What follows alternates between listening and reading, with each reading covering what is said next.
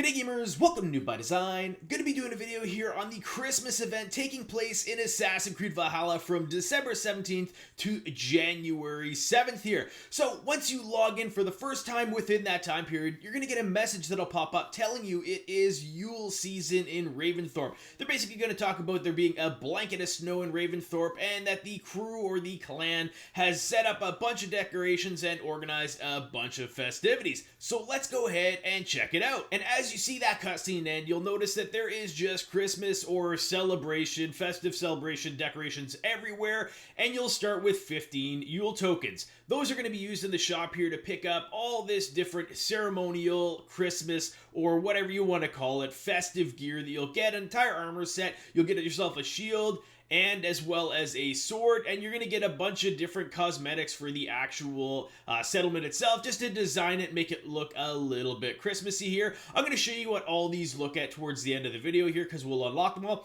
You're also going to get yourself an entire body scheme of tattoos. Basically, what it's going to cost you to get every single thing unlocked is going to be 775 Yule tokens. So let's go ahead and work towards that. The fastest way by far is to do the 2 quests that come with part of this festive package or festive bundle, whatever you want to call it here. So what we're going to do is pick up the first one in the brewery inside Ravensthorpe. It's going to direct us to go find Aki here, who it'll show on the map here. I showed it earlier there, you guys saw. And you'll just go here. He'll challenge you to a fight because he's embarrassed that he wrecked the brewery with a bandit that he ended up trying to party with, and they stole his liquor. Once you get there, once you beat him in the fight, it'll direct you down here. You'll go in here and try to fight as few bandits as you can to go ahead and work your way to that hut, where you're going to go ahead and pick up the brew that was stolen. You're going to try to get as few or as little aggro as you can, because this is another one of those missions that I encountered the bug where it says you have to remain anonymous or you must be anonymous, and there's just no way to cancel it. So I had to go to the last save point. If you guys hit that, you'll do the same. Once you pick it up, you're going to work your way to that area, which is following a road to the southwest, and then just put down the brew beside him here. Once you do that, Aki is going to unlock as the 6th round fighter in the fighting challenge inside, but it's also going to give you 140 of those Yule tokens, which is the fastest way by far to collect those 775 Yule tokens you need to unlock every single item as part of this Christmas event. Our second quest and our final quest is going to be found in the cattle farm inside Ravensthorpe here, where we learn that this kid named Bertham was trying to impress a girl and failed. As a result of it, all the cattle got let out and he couldn't track them down. So you're going to take Bertham to the other side here of the river by putting him in this boat, or going into the boat. He'll jump in with you. You'll cart him across the river, and then you have to go ahead and kill 4 cattle.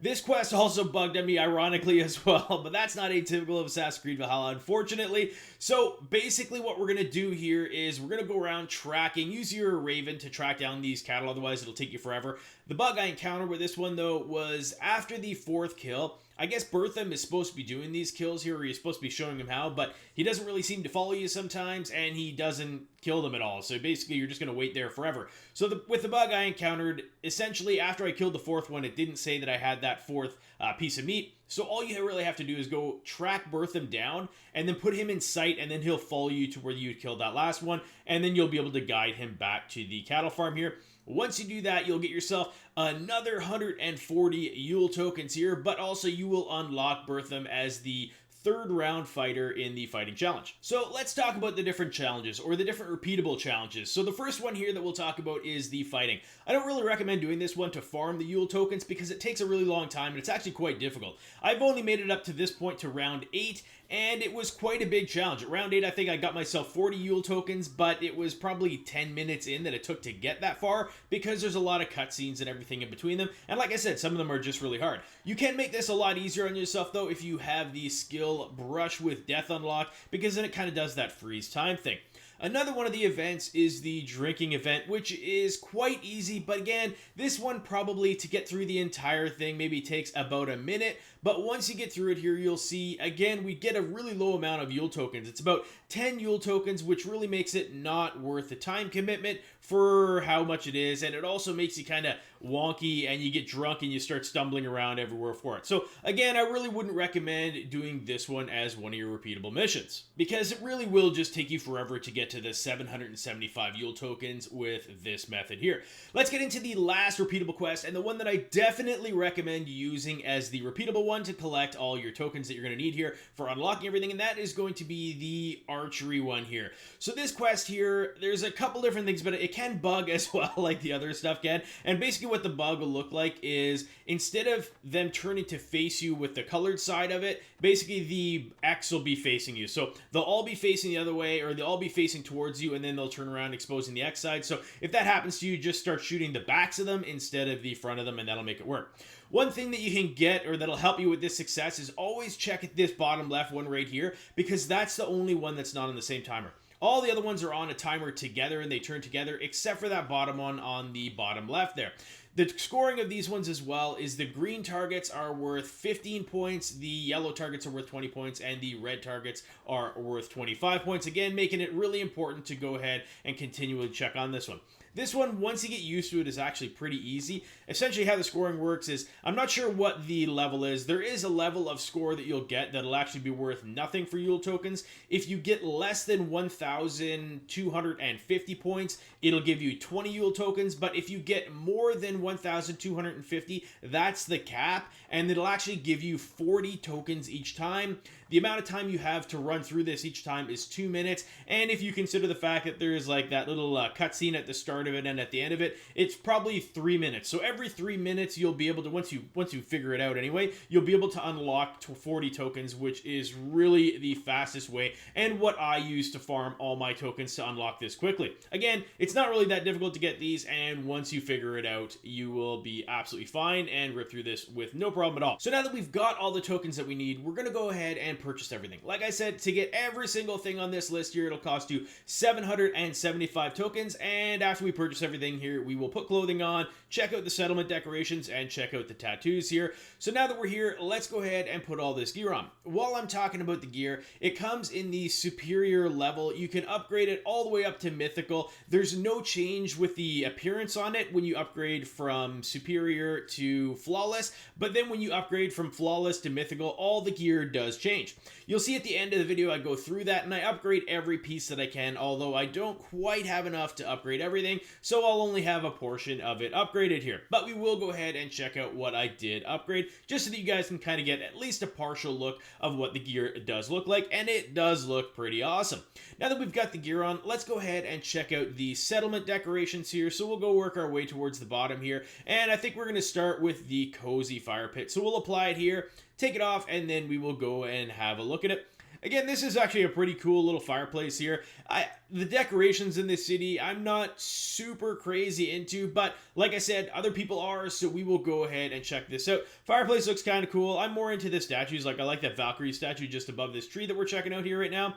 This ornamental tree looks pretty cool. Again, they use a lot of like antlers. It looks like elk antlers, I'm guessing. So, but that's all over the game, is those elk antlers. That's usually part of the cursed symbol areas. You kind of find these everywhere, as with a bunch of other quests. Anyway, we checked that one out. It looks pretty decent. We'll go ahead and put the traditional Yule garland tree or decorations on here, and looks pretty neat as well, I guess. Again, I'm not really crazy into these. The tattoo after actually looks pretty cool. When you get the tattoo set on, which I'll show after these, it is pretty awesome. But either way, we're going to keep working our way through here, just so that we can make sure that everybody sees what they want to see from this Christmas event here. So this stump here, the sacrificial, again, it's got these, what looks like a small elk. I don't know what it is, but it's still elk type horns. But now we're into the cool stuff here, so let's go ahead and check out this tattoo here. It's actually quite cool, and the reason I like it is because it covers a large portion of the body. Like, there's not too many of these tattoos that actually cover a large portion, and it's very visible because it's like white paint or white tattoo, I guess, ink. But yeah, let's go ahead and check it out. We'll get everything on here, finish off the back piece, and then we'll do a spin around, and as you see here, it looks pretty cool. There's no hair piece that came with it, unfortunately. It would have been kind of cool if they had some kind of a hair design, and it looks pretty neat, actually. I've got no complaints at all with this. It's a pretty neat tattoo. It's very, very different than anything else that's available. So overall, this is probably my favorite thing. But let's head down to the blacksmith shop to see what we can do with all this new gear that we picked up here.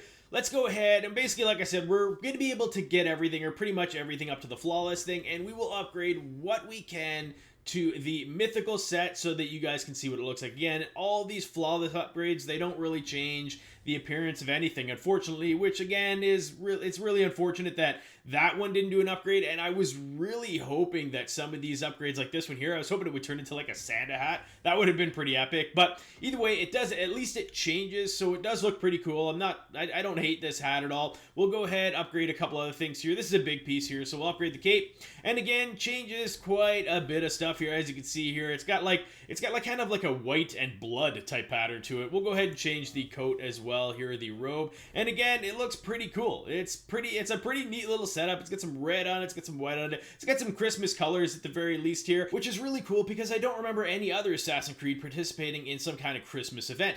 Anyhow, gamers, that is going to be all there is for this video. We'll quickly check out what I was able to come up with as full upgrades toward the end here. A couple things I couldn't get to Mythical, but I was able to get pretty far, as you can see here. And if you guys enjoyed this video, I really would appreciate if you guys go ahead and hit that like button. If you guys are struggling with anything in Assassin's Creed Valhalla, go ahead and drop a comment in the comments below. I'll probably be able to hook you up with a video to help you out. Alright, gamers, thanks for watching.